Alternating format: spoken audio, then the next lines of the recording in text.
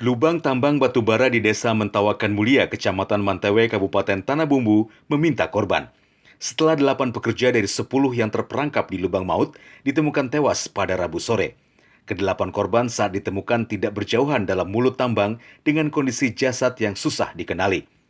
Tim gabungan TNI Polri dibantu Basarnas, BPBD Tanbu dan John Lynn Rescue mengevakuasi korban sebanyak 2 kali temuan.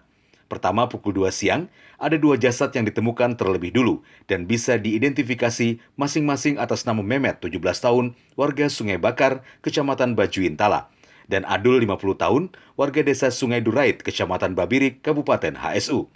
Sedangkan untuk 6 korban tambahan ditemukan sejak pukul 15:15 WITA hingga pukul 17 WITA, dengan kondisi jasad yang tidak bisa dikenali dan identitas belum diketahui.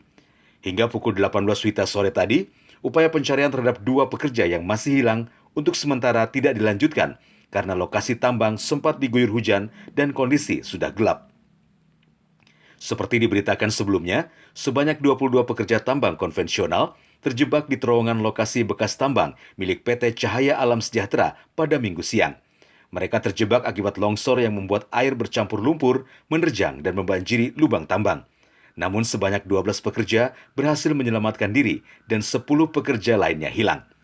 Upaya pencarian yang dilakukan sempat terhambat tingginya air, sehingga tim gabungan terlebih dulu melakukan penyedotan selama 8 jam. Di saat kondisi air sudah surut dan mulut tambang bisa dimasuki, tim gabungan berhasil mengevakuasi 8 jasad yang tewas dengan membawa ke Rumah Sakit Marina Batu Licin untuk proses identifikasi. Dari Batu Licin, Kabupaten Tanah Bumbu, Tim Liputan Kalsel 1net.